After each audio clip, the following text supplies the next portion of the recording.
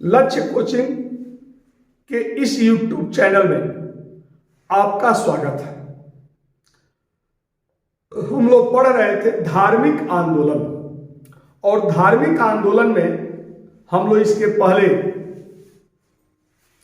4 part में बौद्ध धर्म के बारे में अध्ययन किया था, और आज हम शुरू कर रहे हैं जैन धर्म। जैन धर्म को भी 2 पार्ट में बनाया जाएगा।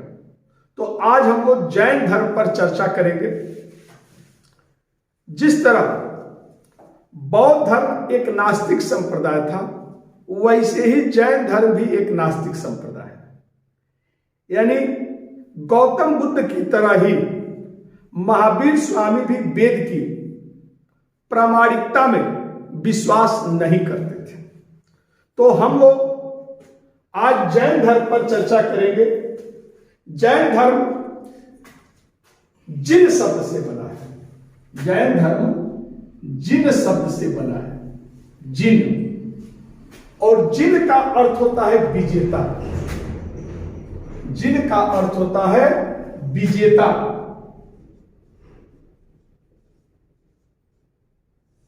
जिन का अर्थ होता है विजेता, या इसको जितेंद्रिय भी कहा जाता है। जितेंद्रिय भी कहा जाता है। इसको जितेंद्रिय भी कहा जाता है। यानी जो इंद्रियों को अपने नियंत्रण में रख ले, अपने बस पे रख ले, उसे जितेंद्रिय कहा जाता है। यानी जो इंद्रियों पर विजय प्राप्त कर ले, उसे जिन कहा जाता है। तो जिन से जैन धर्म बना है, और जैन धर्म में कुल 24 तीर्थंकर। तो तीर्थंकर कुल 24 तीर्थंकर हुए। यानी तीर्थंकर 2 शब्दों से बना है। तीर्थंकर 2 शब्दों से मिलकर बना है। तीर्थ प्लस कर। तीर्थ का अर्थ होता है उन विविध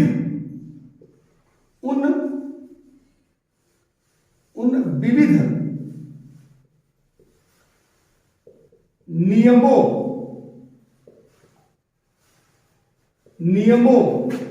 या उपनियमों से है, जो भवसागर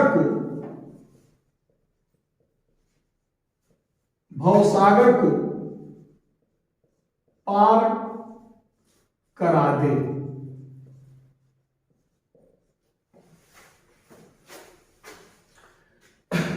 यानी तीर्थ का अर्थ होता है ऐसे नियम और उपनियम जो इस भवसागर को पार करा दे, अर्थात मुक्ति दिला दे।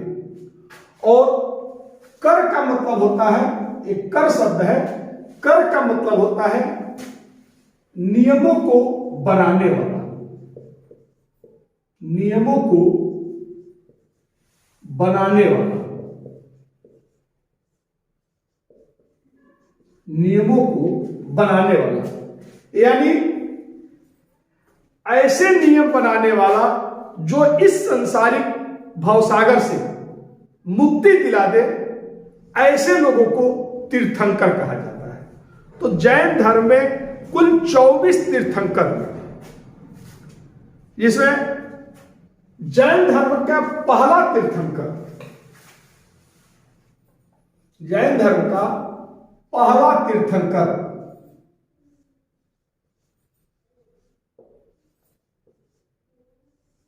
तो जैन धर्म में कुल कितने तीर्थंकर हुए?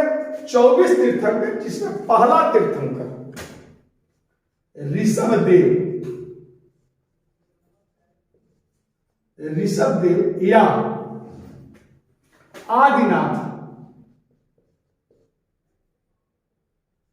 आदिनाथ को माना जाता है। तो ऋषभदेव या आदिनाथ को पहला तीर्थंकर माना जाता है। इन्हीं को जैन धर्म का संस्थापक भी कर सकते हैं। इनको जैन धर्म का संस्थापक भी कहा जाता है। तो जैन धर्म के संस्थापक, कभी भूल से महावीर स्वामी मत लगा देना, क्योंकि महावीर स्वामी जैन धर्म के संस्थापक नहीं थे, बल्कि वो 24वें और अंतिम तीर्थंकर थे। उनके पहले कुल 23 तीर्थंकर हो चुके थे, किंतु इसमें पहले तीर्थंकर से लेकर, यानी ऋषभ देव से लेकर, इसमें ऋषभ देव से लेकर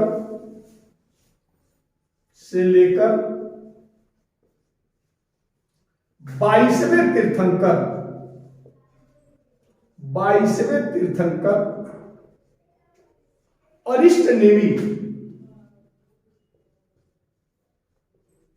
अरिष्ट नेमी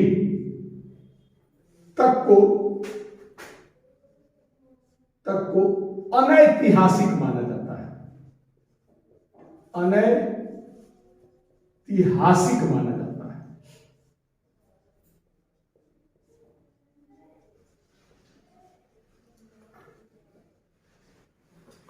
अनैतिहासिक माना जाता है। तो पहले से लेकर 22वें तीर्थंकर तक को अनैतिहासिक माना जाता है, यानी इनके ऐतिहासिकता के बारे में हमें कोई जानकारी नहीं मिलती है। तो महावीर स्वामी से लेकर और पहले ऐतिहासिक तीर्थंकर पार्श्वनाथ थे। तो कुल मिलाकर के ऋषभ देव से लेकर महावीर स्वामी तक कुल 23 तीर्थंकर, महावीर स्वामी से पहले कुल 23 तीर्थंकर हो चुके थे।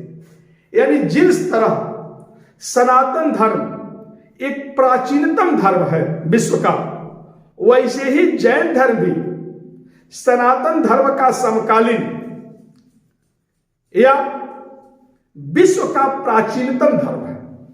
कुछ लोग तो जैनों की प्राचीनता, जैन धर्म की प्राचीनता हड़प्पा सभ्यता तक ले जाते हैं, क्योंकि हड़प्पा सभ्यता में जो पाषाण की नग्न मूर्तियां मिली है, हड़प्पा स्थल से पाषाण की 2 नग्न मूर्तियां मिली है। कुछ लोग बताते हैं यह जैन तीर्थंकरों की मूर्तियां रही, क्योंकि जैन धर्म में नग्न रहने में लोग भरोसा करते थे। तो आपके कुछ लोग इसकी ऐतिहासिकता, मतलब प्राचीनता हड़प्पा सभ्यता तक ले जाती है। और इसमें ऋषभ देव जो थे, जो पहले तीर्थंकर थे, ऋषभ देव, ये आपके ऋषभ देव के बारे में, ऋषभ देव या आदिनाथ, तो ऋषभ देव का नाम जो है वह ऋग्वेद में भी मिलता है। कहां मिलता है? ऋग्वेद में मिलता है। तो ऋषभ देव का नाम ऋग्वेद में भी मिलता है। तो कहने का मतलब यह है कि जैन धर्म काफी पुराना धर्म है। हालांकि मैं पहले बता चुका हूं कि ऋषभ देव से लेकर अरिष्ट नेमि तक को अनैतिहासिक माना जाता है। ऋषभ देव से लेकर 22वें तीर्थंकर अरिष्ट नेमि तक को अनैतिहासिक माना जाता है, क्योंकि इनके ऐतिहासिकता के बारे में कोई जानकारी नहीं मिलती। हालांकि अरिष्ट नेमि को, जो 22वें तीर्थंकर हैं, अरिष्ट नेमि को कृष्ण का समकालीन, कृष्ण के समकालीन माना जाता है। कृष्ण का समकालीन माना जाता है। कृष्ण का इनको समकालीन माना जाता है। कुछ लोग तो इनको कृष्ण का चाचा भी बताते हैं। तो पहले से लेकर 22वें तीर्थंकर अरिष्ट नेमि तक को अनैतिहासिक तीर्थंकर माना जाता है। पहला ऐतिहासिक तीर्थंकर पार्श्वनाथ थे। तो लिख लीजिए 23वें तीर्थंकर, 23वें तीर्थंकर जो हुए वह पार्श्वनाथ हुए। पार्श्वनाथ थे। 23वें तीर्थंकर पार्श्वनाथ को पहला ऐतिहासिक तीर्थंकर माना जाता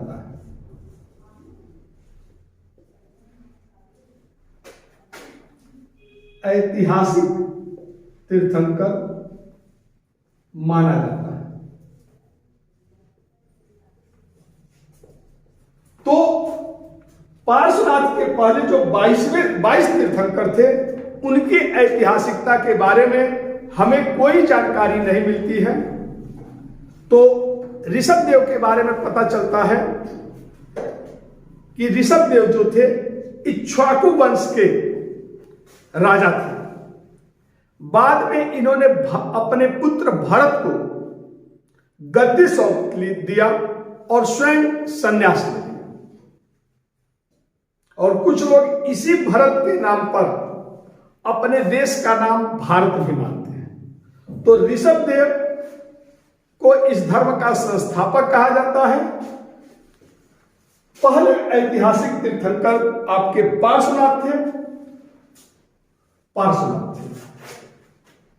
पार्श्वनाथ काशी के राजा, इनकी ऐतिहासिकता के बारे में जानकारी मिलती है। एक काशी के राजा, काशी के राजा अश्वसेन के पुत्र थे। अश्वसेन के पुत्र थे।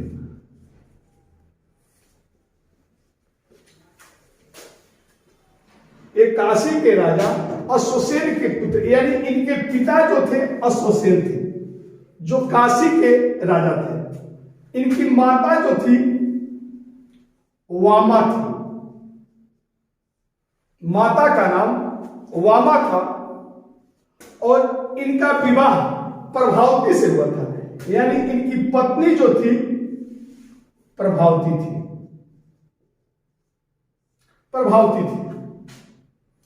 कहा जाता है कि 30 वर्ष के उम्र में, कितने वर्ष के उम्र में? 30 वर्ष के उम्र में इन्होंने गृह त्याग कर दिया। पार्श्वनाथ जो थे वह 30 वर्ष के उम्र में गृह त्याग कर दिया। तो 30 वर्ष के उम्र में पार्श्वनाथ गृह त्याग कर दिए। 83 दिनों तक, 83 डे तक, 83 दिनों तक इन्होंने कठोर तपस्या किया और 84वें दिन यानी 84वें दिन, तो 84वें दिन समेध पर्वत पर,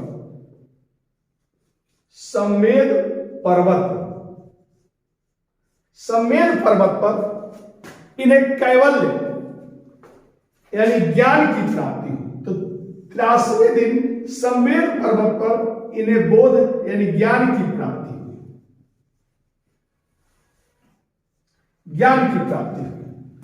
तो पार्श्वनाथ जो थे काशी के राजा अश्वसेन के पुत्र थे। माता थी वामा थी और पत्नी प्रभावती थी। 30 वर्ष के उम्र में इन्होंने गृह त्याग कर दिया। 84वें दिन यानी 83 दिनों तक कठोर तपस्या किया और 84वें दिन समेध पर्वत पर इन्हें ज्ञान की प्राप्ति हुई। ये जो समेध पर्वत है ये वर्तमान में झारखंड में पड़ता है। तो यहां पर इन्हें कैवल्य यानी ज्ञान की प्राप्ति हुआ। इनके अनुयायियों को, पार्श्वनाथ के अनुयायियों को निग्रंथ कहा जाता है। निग्रंथ, पार्श्वनाथ के अनुयायियों को निग्रंथ कहा जाता है। निग्रंथ का अर्थ होता है बंधन रहित। इनके अनुयायियों को निग्रंथ कहा जाता है और निग्रंथ का अर्थ होता है बंधन रहित। पार्श्वनाथ ने 4 व्रतों के पालन पर जोर दिया। पार्श्वनाथ जो थे ये 4 व्रतों के पालन पर जोर दिया। इन्होंने 4 व्रतों के पालन पर जोर दिया, जिसको चतुर्याम शिक्षा भी कहा जाता है। जिसको क्या कहा जाता है, चतुर्याम शिक्षा। तो पार्श्वनाथ जो थे, इन्होंने 4 व्रतों के पालन पर जोर दिया, जिसको चतुर्याम शिक्षा के नाम से जाना जाता है, जिसमें इन्होंने अपने अनुयायियों को 4 व्रतों के पालन पर जोर दिया। पहला सत्य, दूसरा अहिंसा, तीसरा अस्तेय और चौथा है अपरिग्रह। तो 4 महाव्रतों के पालन पर महावीर स्वामी ने जोड़ दिया, जिसको चतुर्याम शिक्षा के नाम से भी जाना जाता है। इन्होंने कहा कि जैनी को, यानी उनके अनुयायियों को हमेशा सत्य बोलना चाहिए, जीव हत्या से दूर रहना चाहिए, यानी अहिंसा का पालन करना चाहिए, अस्तेय में चोरी न करना, चोरी न करना, अस्तेय का मतलब होता है चोरी न करना, यानी किसी की वस्तु को बिना बताए, किसी भी व्यक्ति के किसी वस्तु को बिना बताए नहीं लेना चाहिए, चोरी न करना। और अपरिग्रह मतलब धन संग्रह न करना, यानी फालतू धन भी इकट्ठा नहीं करना चाहिए। तो इस तरह पार्श्वनाथ ने 4 महाव्रतों के पालन, सत्य, अहिंसा, अस्तेय और अपरिग्रह के पालन पर जोर दिया। इन्होंने कहा कि जैनी को इन 4 व्रतों का पालन करना चाहिए। और ये महावीर स्वामी से 250 वर्ष पहले के थे। जैसा कि मैंने बताया कि इनके अनुयायी को निग्रंथ कहा जाता है, और महावीर स्वामी का एक नाम था, महावीर स्वामी का भी एक नाम मिलता है, निग्रंथनाथ पुत्र, निग्रंथनाथ पुत्र, निग्रंथनाथ पुत्र मिलता है, यानी निग्रंथों का पुत्र। यानी महावीर स्वामी के माता पिता भी पार्श्वनाथ के मत के अनुयायी थे, और पार्श्वनाथ जो थे वह महावीर स्वामी से 250 साल पहले। पार्श्वनाथ के भी जो शिष्य थे या अनुयायी थे, इनमें भिक्षु और भिक्षु दोनों होती थी, भिक्षु और भिक्षुड़ी।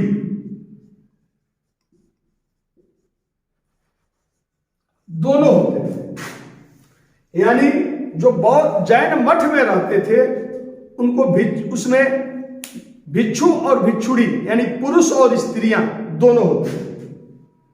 तो भिक्षु और भिक्षुड़ी दोनों होते थे। पुष्पचूला, पुष्पचूला भिक्षुड़ी संघ की अध्यक्ष थी। पुष्पचूला जो थी वह भिक्षुड़ी संघ की अध्यक्ष थी। तो इस तरह से कह सकते हैं कि पार्श्वनाथ के अनुयायियों को 4 भागों में बांटा जाता है, श्रावक और श्राविका में। यानी गृहस्थ जो सन्यास नहीं लेता था, जो गृहस्थ आश्रम में रहता था, तो उसमें गृहस्थ यानी श्रावक और गृहिणियां यानी श्राविकाएं, तथा जो मठ में रहते थे, जो सन्यास लेते थे, जो मठों में रहते थे, उसमें भी स्त्री और पुरुष दोनों थे, भिक्षु और भिक्षुड़ी, जिसमें पुष्पचूला जो थी वह भिक्षुड़ी संघ की अध्यक्ष थी। ठीक, तो ये हुआ पार्श्वनाथ। 24वें और अंतिम तीर्थंकर महावीर स्वामी। तो इसको आप लोग देख लीजिए, अब इसको हम मिटा रहे हैं। तो 24वां और अंतिम तीर्थंकर महावीर स्वामी हुए, और महावीर स्वामी जो थे, इन्हीं के समय में जैन धर्म काफी लोकप्रिय हुआ, इसलिए इनको जैन धर्म का, महावीर स्वामी को जैन धर्म का वास्तविक संस्थापक भी कहा जाता है। इन्हीं के समय में, महावीर स्वामी के समय में जैन धर्म का व्यापक प्रचार प्रसार हुआ, तो इनको जैन धर्म का वास्तविक संस्थापक भी कहा जाता है। तो इस तरह 24वां और अंतिम तीर्थंकर महावीर स्वामी थे। 24वां और अंतिम तीर्थंकर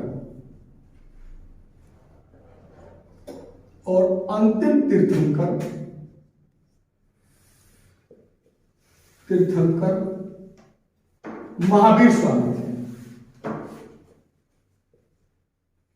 महावीर स्वामी थे। तो महावीर स्वामी जो थे जैन धर्म के 24वां और अंतिम तीर्थंकर थे। इन्हीं के समय में जैन धर्म का वास्तविक प्रचार हुआ, वास्तविक प्रचार प्रसार हुआ। इसीलिए महावीर स्वामी को जैन धर्म का वास्तविक संस्थापक भी कहा जाता है। क्या कहा जाता है? वास्तविक संस्थापक। वास्तविक संस्थापक भी इनको कहा जाता है। महावीर स्वामी के बचपन का नाम वर्धमान था, यानी इनके बचपन का नाम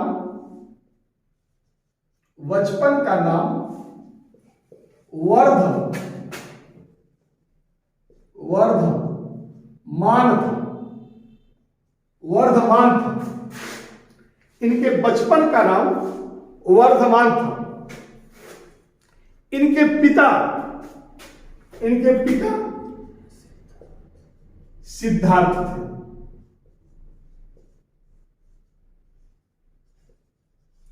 यानी जो गौतम बुद्ध के बचपन का नाम था वही महावीर स्वामी के पिता का नाम था। तो इनके पिता जो थे सिद्धार्थ, जो ज्ञात्रिक गणराज्य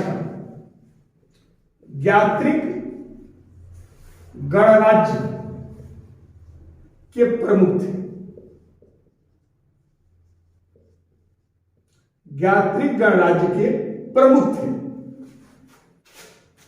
तो जिस तरह गौतम बुद्ध के पिता शुद्धोधन शाक्य गणराज्य के प्रमुख थे, वैसे ही महावीर स्वामी भी एक गणराज्य के प्रमुख के लड़के थे। इनके पिता सिद्धार्थ जो थे वह ज्ञात्रिक गणराज्य के प्रमुख थे। इनकी माता जो थी वह त्रिशला थी।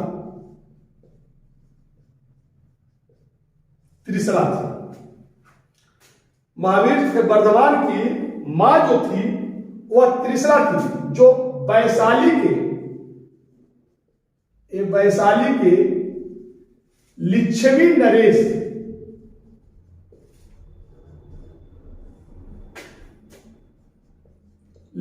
नरेश चेटक की बहन थी।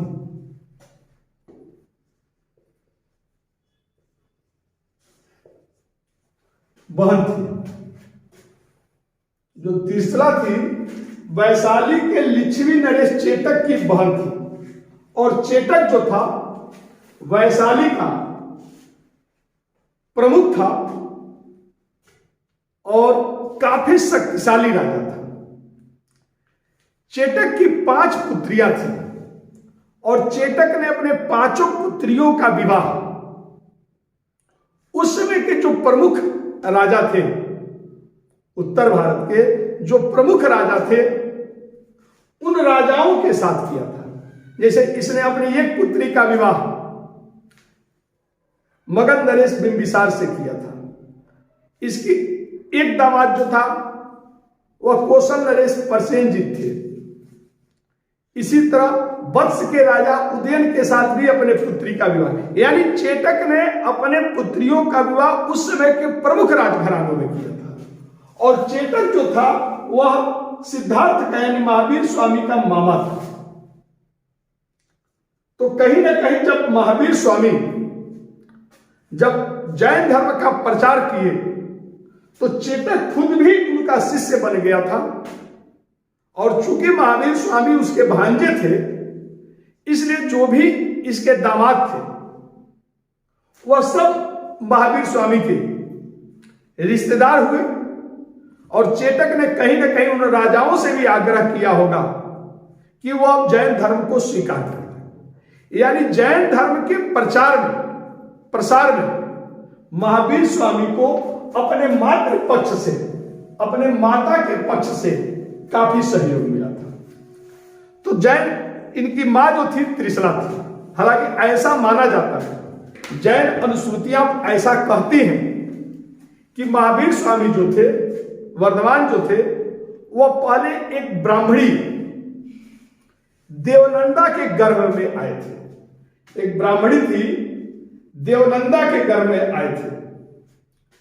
वह ऋषभ देव की दत्त की पत्नी थी, यानी ब्राह्मण ऋषभ दत्त की पत्नी देवनंदा के गर्भ में सिद्धार्थ आए थे,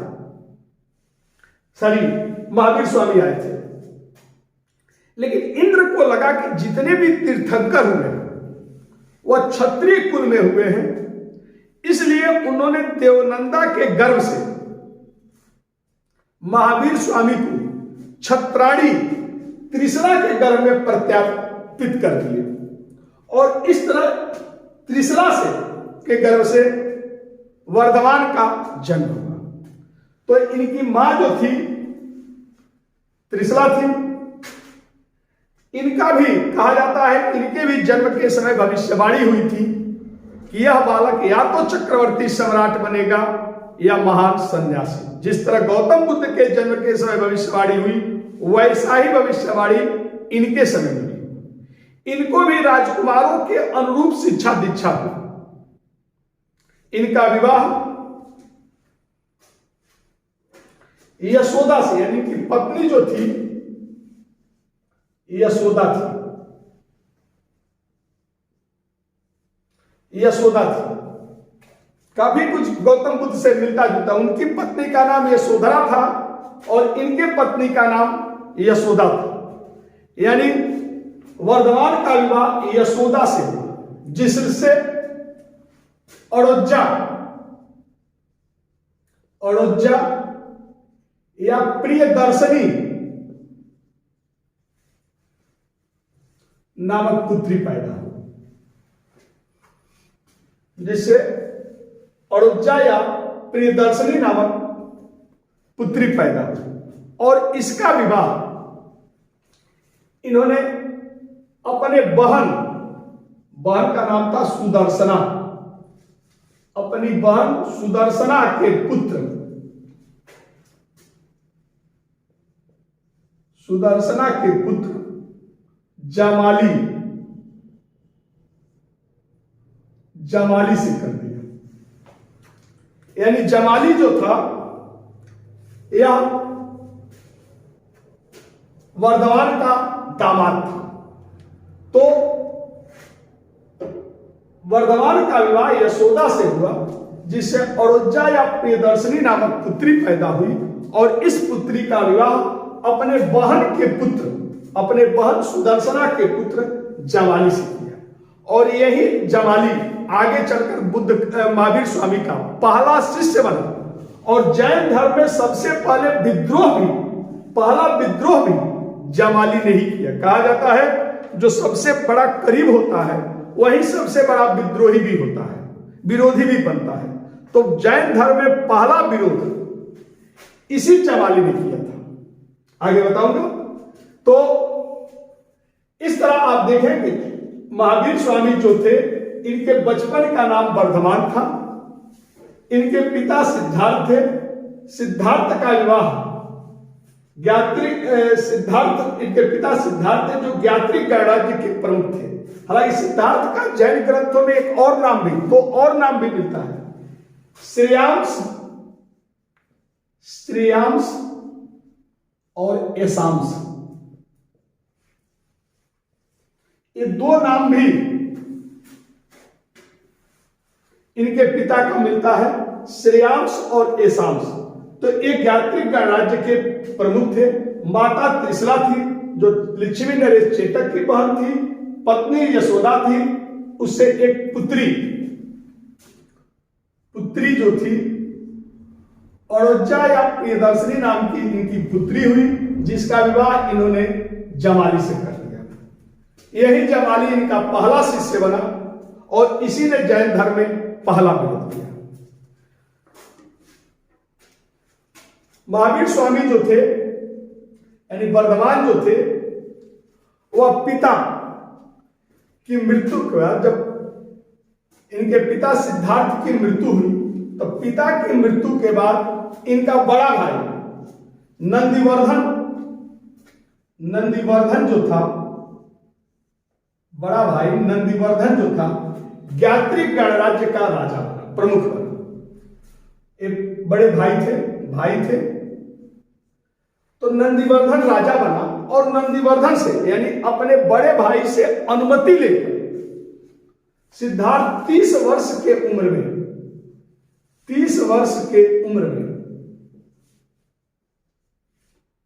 गृह त्याग कर दिया।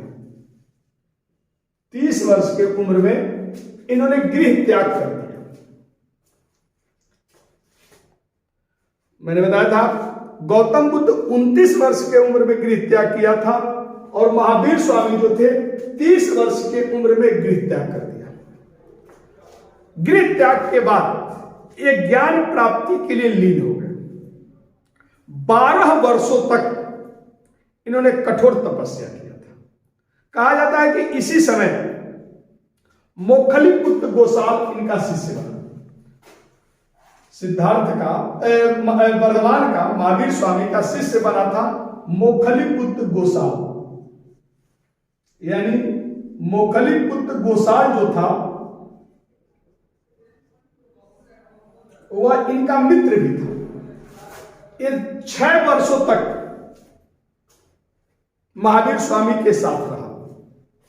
यानी 6 वर्षों तक गोसाल जो था, मोखलीपुत्र गोसाल, वह वर्धमान के साथ रहा, लेकिन 6 वर्षों के बाद मतभेद हो गया और इनसे अलग हो गया, और इसने एक अलग संप्रदाय, आजीवक संप्रदाय की स्थापना की है, जो भाग्यवादी संप्रदाय है। इसके बारे में हम आगे पढ़ाएंगे।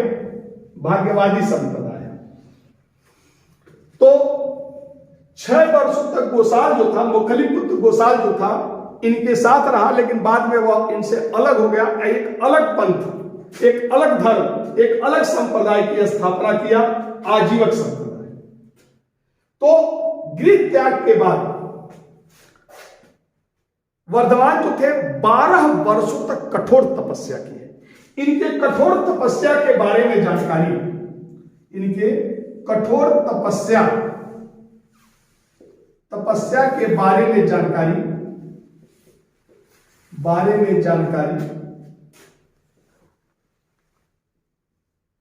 कठोर तपस्या के बारे में जानकारी जैन ग्रंथ आचारांग सूत्र से मिलता है। जैन ग्रंथ आचारांग सूत्र से इनके कठोर तपस्या के बारे में जानकारी मिलता है। तो 12 वर्षों तक घूम घूम कर वर्धमान जो थे वह ज्ञान की प्राप्ति में लीन रहे। 12वें वर्ष 12 वर्षों के बाद, यानी 30 वर्ष की उम्र में गृह त्याग किया, तब 12 वर्षों तक कठोर तपस्या किया, और 42वें वर्ष यानी 12वें वर्ष यानी 42 वर्ष की उम्र में, 42 वर्ष की उम्र में यानी जिस समय इन्हें कैवल्य की प्राप्ति हुई, ज्ञान की प्राप्ति हुई, उस समय वर्धमान की उम्र 42 वर्ष हो गई। तो 42 वर्ष की उम्र में ऋजुपालिका नदी के किनारे जुम्भिक ग्राम, कौन ग्राम? जुम्भिक ग्राम जुम्भिक ग्राम के पास एक साल के वृक्ष के नीचे, ग्राम के पास जो ब्रिजपालिका नदी के किनारे जुम्भिक ग्राम के पास साल के वृक्ष, साल के वृक्ष के नीचे इन्हें कैवल्य की, इन्हें कैवल्य यानी ज्ञान की प्राप्ति हुई। कैवल्य को ज्ञान भी कहा जाता है, इन्हें कैवल्य यानी ज्ञान की प्राप्ति हुई, ज्ञान की प्राप्ति हुई।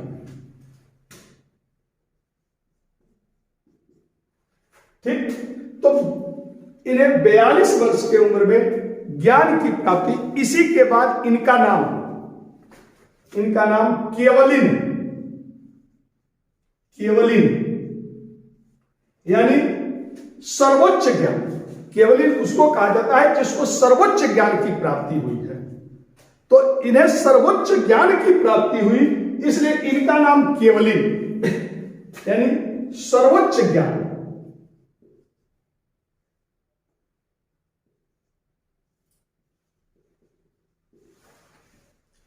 इन्हें केवलिन या सर्वोच्च ज्ञानी, जिन यानी विजेता, अरहत यानी योग्य, निग्रंथ, निग्रंथ यानी बंधन रहित, बंधन रहित, और ज्ञान की प्राप्ति में अतुलित पराक्रम दिखाने के कारण महावीर स्वामी, महावीर स्वामी के नाम से ये लोकप्रिय हो गए। तो इस तरह इन्हें 42 वर्ष की उम्र में रिजुपालिका नदी के किनारे जुम्भिक ग्राम के पीछे के पास एक साल के वृक्ष के नीचे इन्हें कैवल्य यानी ज्ञान की प्राप्ति हुई, और इसके बाद इनका नाम क्या पड़ गया? केवलिन, जिन, अरहत, निग्रंथ, महावीर स्वामी आदि पड़ गया। जब इन्हें ज्ञान की प्राप्ति हुई तो इसके बाद महावीर स्वामी, इनका एक नाम महावीर स्वामी भी पड़ गया। तो महावीर स्वामी जो थे अब जगह जगह घूम घूम कर अपने मत का प्रचार प्रसार करने लगे। महावीर स्वामी अपने मत का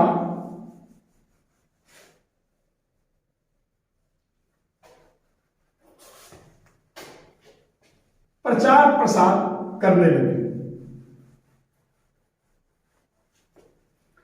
तो 42 वर्ष के उम्र में इन्हें कैवल्य यानी ज्ञान की प्राप्ति हुई थी। यहां तक तो मुझे नहीं लगता है कोई दिक्कत रहा होगा। तो इन्हें 42 वर्ष, उसके बाद से जगह जगह घूम घूम कर अपने मत का प्रचार प्रसार करने लगे। इन्होंने ज्ञान की प्राप्ति के बाद, ज्ञान की प्राप्ति के बाद अपना पहला उपदेश, महावीर स्वामी ने ज्ञान की प्राप्ति के बाद पहला उपदेश राजगृह में, मगध की राजधानी थी राजगृह, तो पहला उपदेश राजगृह में विपुलाचल पहाड़ी पर, विपुलाचल पहाड़ी, विपुलाचल पहाड़ी पर वराकर नदी के किनारे, वराकर नदी के किनारे किनारे दिया। तो महावीर स्वामी ने अपना पहला उपदेश राजगृह में विपुलाचल पहाड़ी पर वराकर नदी के किनारे दिया, और इसके बाद एक घूम घूम कर अपने मत का प्रचार किया। तो राजगृह में विपुलाचल पहाड़ी पर वराकर नदी किनारे ज्ञान दिया। अब पहला शिष्य इन्हीं का, मैं पहले भी बता चुका हूं, इन्हीं का दामाद जमाली, बना था, इनका पहला शिष्य था, पहला शिष्य बना। और जमाली की पत्नी यानी महावीर स्वामी की पुत्री सुदर्शन अड़ोजा या प्रियदर्शनी भी इनके मत की अनुयायी हो गई और इसी ने जैन धर्म में पहला विद्रोह भी किया था। जैसे महावीर स्वामी का मानना था, महावीर स्वामी का जो सिद्धांत था क्रियमाणकृत सिद्धांत था। क्या था? क्रियमाणकृत सिद्धांत। महावीर स्वामी जो थे क्रियमाणकृत सिद्धांत का प्रचार करते थे, यानी कार्य को सोचते ही, कार्य को करते ही कार्य पूर्ण हो गया। यानी अगर मन में चोरी का भाव आया, भले हम डर करके चोरी नहीं किए, महावीर स्वामी का मानना था कि हम चोर हो गए, यानी कार्य को करते ही कार्य पूर्ण हो गया। तो ये क्रियमाणकृत का सिद्धांत। लेकिन इसका जमाली ने विरोध किया कि जब हमने चोरी किया ही नहीं तो हम चोर कैसे हुए। यानी कार्य पूर्ण होने पर कार्य को पूरा माना जाए, जिसको बहुतरवाद कहा गया, बहुतरवाद कहा गया। तो यह जमाली शिष्य इनका पहला विद्रोह किया, उसने क्रियमाणकृत सिद्धांत के स्थान पर बहुतरवाद की स्थापना पर बल दिया। और इसकी जो पत्नी थी अड़ोजा भी तमाम महिलाओं को लेकर के जैन संघ से बाहर हो गई। एक बड़ा विद्रोह हुआ, लेकिन बाद में इस विद्रोह को महावीर स्वामी ने शांत कर दिया। तो इस तरह महावीर स्वामी घूम घूमकर अपने मत का प्रचार करते रहे।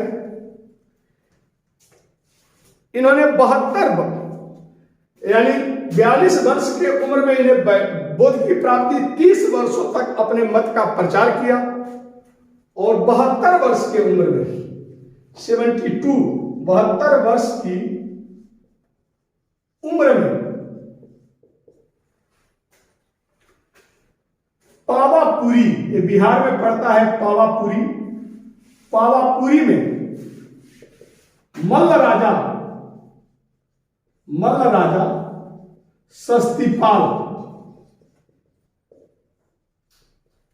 सस्तीपाल के दरबार में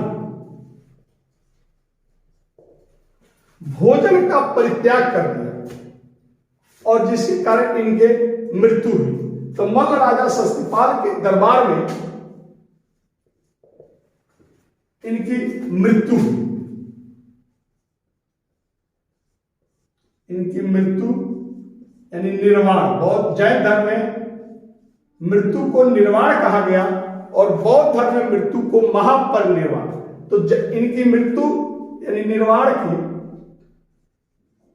मृत्यु निर्वाण हुई। तो 72 वर्ष की उम्र में पावापुरी में महावीर स्वामी की डेथ हुई। यह मल्ल राजा सस्तीपाल के दरबार में यानी सस्तीपाल के महल में इनकी मृत्यु हुई। इनके प्रमुख अनुयायियों में मगध नरेश, बिंबिसार और बिंबिसार की मृत्यु के बाद से मगध नरेश यानी बिंबिसार का पुत्र अजातशत्रु,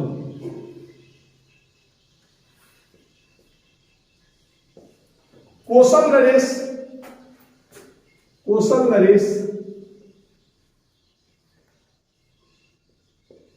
प्रसेनजीत,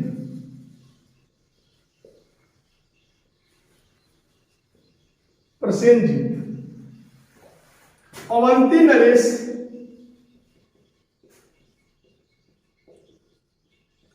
चंड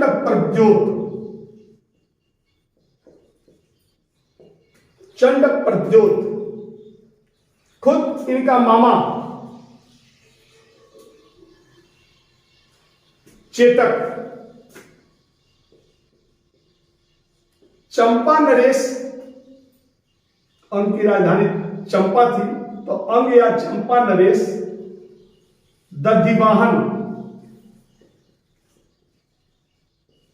दधिवाहन इसकी पुत्री इसकी पुत्री यानी दधिवाहन की पुत्री चंदना आदि थे। तो महावीर स्वामी के प्रमुख शिष्यों में बिंबिसार, अजातशत्रु, प्रसेनजीत, चंडप्रद्योत, दधिवाहन, चेतक, चंदना आदि। चंदना जो थी वह भिक्षुणी संघ की अध्यक्ष बनी। यानी इनके पास भी भिक्षु और भिक्षुणी दोनों का अलग अलग संघ था। तो भिक्षुणी संघ की अध्यक्ष चंदना बनी। तो ये भिक्षुणी संघ की अध्यक्ष बनी। तो इन्होंने अपना जो उपदेश था यानी भाषा जो थी वो अर्धमागधी, अपना उपदेश इन्होंने अपना उपदेश अर्धमागधी यानी प्राकृत भाषा में दिया था। अर्धमागधी यानी प्राकृत भाषा में इन्होंने अपना उपदेश दिया। और जैन धर्म का वास्तविक प्रचार इन्हीं के समय में हुआ था। इसके बाद भी जैन धर्म चलता रहा और यह धर्म आज तक प्रचलित है। यानी बौद्ध धर्म की तरह जैन धर्म भारत से कभी समाप्त नहीं हुआ। तो अब हम लोग इसके बाद जो दूसरा पार्ट इसका वीडियो बनाएंगे उसमें जिक्र करेंगे कि इनकी शिक्षाएं क्या थी, जैन धर्म में महासभा कैसे हुआ। तो जैन धर्म को अब दूसरे पार्ट में हम जो बाकी बचा हुआ है जैन धर्म में इसको हम लोग दूसरे पार्ट में पढ़ेंगे। तो दूसरे पार्ट तो जैन धर्म के बारे में दूसरे पार्ट में पढ़ेंगे। और हम इसके पहले आप लोग को बौद्ध धर्म के बारे में पढ़ा चुके हैं। आप लोग बौद्ध धर्म के बारे में कितना पढ़े हैं, हम इसके लिए आज 5 क्वेश्चन का टेस्ट लेंगे और उसमें आप लोग से जानने का प्रयास करेंगे कि आप लोग बौद्ध धर्म के बारे में कितना समझ में आया। तो 5 क्वेश्चन हम पूछेंगे और इस पर हम 5 क्वेश्चन ये है। तो हम बौद्ध धर्म में आप लोग को पढ़ाए थे और उससे रिलेटेड 5 क्वेश्चन आप लोग से पूछे हैं और ये आप लोग को कमेंट में आप लोग को आंसर बताना है ताकि हम देखें कि आप लोग पढ़ रहे हैं कि नहीं। जिसमें हमने पहला क्वेश्चन है बौद्ध धर्म में महाविनिष्क्रमण किस घटना को कहा जाता है। इसमें ए होगा जन्म, बी होगा गृह त्याग, सी है ज्ञान प्राप्ति और डी है उपदेश।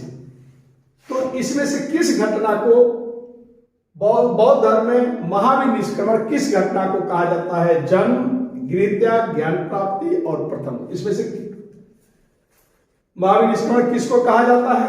दूसरा क्वेश्चन है तृतीय बौद्ध महासभा का अध्यक्ष कौन था। वसुमित्र, महाकश्यप, साबकमीर और मोगलीपुत्तिस। तो तृतीय बौद्ध महासभा का अध्यक्ष कौन था। क्वेश्चन नंबर 2 है तृतीय बौद्ध महासभा का अध्यक्ष कौन था। वसुमित्र, महाकश्यप, साबकमीर और मोगलीपुत्तिस। क्वेश्चन नंबर 3 है श्रावस्ती में किस स्थान पर गौतम बुद्ध निवास करते थे। जिसे विकल्प है जेतिवन वन विहार, बेलुवन विहार, पुब्बा राम विहार और घोषित राम विहार। क्वेश्चन नंबर 4 है द्वितीय बौद्ध महासभा का संरक्षण किस शासक ने दिया था। कालाशोक, बिंबिसार, अशोक और अजातशत्रु। क्वेश्चन नंबर 5 है बौद्ध धर्म में साढ़ का प्रतीक क्या है। बौद्ध धर्म में साढ़ का प्रतीक क्या है। गर्भ में आने का है, जन्म का है, यौवन का है या प्रथम उपदेश का। तो ये 5 क्वेश्चन जो हम पिछले बौद्ध धर्म में वीडियो में पढ़ाए हैं उसमें इन सबको हम पढ़ाए हैं। ईमानदारी से आप लोगों को इसका उत्तर देना है। तो इसमें पहला क्वेश्चन है कि बौद्ध धर्म में महाविनिष्क्रमण किस घटना को कहा जाता है? महाविनिष्क्रमण यानी गौतम बुद्ध जब गृह त्याग किए तो घर से निकलने को मैं पढ़ाया हूं, निष्क्रमण कहा जाता है। लेकिन गौतम बुद्ध जब गृह त्याग किए तो वह एक ऐसा निष्क्रमण था कि फिर लौट करके पुनः घर वापस नहीं आना था। इसलिए इस घटना को बौद्ध ग्रंथ में, गृह त्याग को बौद्ध ग्रंथ में महाभिनिष्क्रमण कहा गया है। महाभिनिष्क्रमण कहा गया। तो इसका सही आंसर क्या होगा? जन्म नहीं होगा, गृह त्याग होगा। ज्ञान प्राप्ति का घटना को पीपल के बीच से दिखाया गया है और ज्ञान प्राप्ति प्रथम उपदेश। तो इसमें महाविनिष्क्रमण को सही आंसर होगा गृह त्याग, यानी गृह त्याग को बौद्ध धर्म में महाविनिष्क्रमण कहा गया है। क्वेश्चन नंबर 2 है, द्वितीय बौद्ध महासभा का अध्यक्ष कौन था? तो अभी तक आप लोग आंसर कमेंट बॉक्स में आप लोग दे चुके होंगे, वैसे हम बता दे रहे हैं कि तृतीय बौद्ध महासभा का अध्यक्ष कौन था? तो तृतीय बौद्ध महासभा का सही आंसर होगा मोगलीपुत्र तीस। तृतीय बौद्ध महासभा का अध्यक्ष जो था मोगलीपुत्र तीस था। जैसा कि मैं पहले बौद्ध महासभा का अध्यक्ष महाकश्यप हुआ, द्वितीय बौद्ध महासभा का अध्यक्ष साबकमीर हुआ, तृतीय बौद्ध महासभा का अध्यक्ष मोगलीपुत्र हुए और चौथी बौद्ध महासभा में अध्यक्ष वसुमित्र हुए। हालांकि इसमें उपाध्यक्ष अश्वघोष को भी बनाया गया था, तो पढ़ा चुका हूं। तो तृतीय बौद्ध महासभा का अध्यक्ष अशोक के समय में हुआ था और मोगलीपुत्र ने उस महासभा की अध्यक्षता किया था।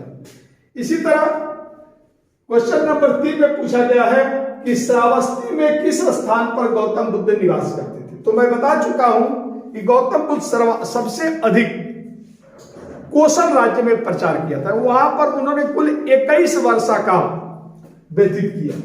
तो कोसल राज्य की राजधानी श्रावस्ती में गौतम बुद्ध सबसे ज्यादा निवास किए और उसमें भी पुब्बाराम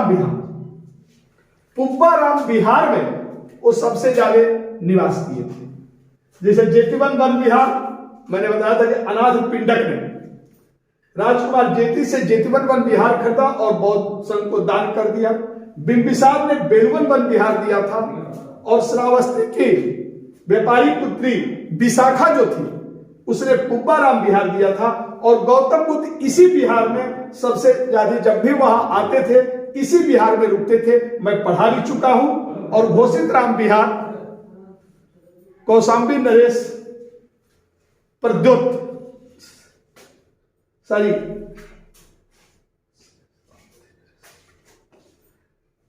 कौशल नरेश ने घोषित राम विहार, कौशाम्बी नरेश ने घोषित राम विहार दान में दिया था। तो इसका सही आंसर होगा पुब्बाराम विहार।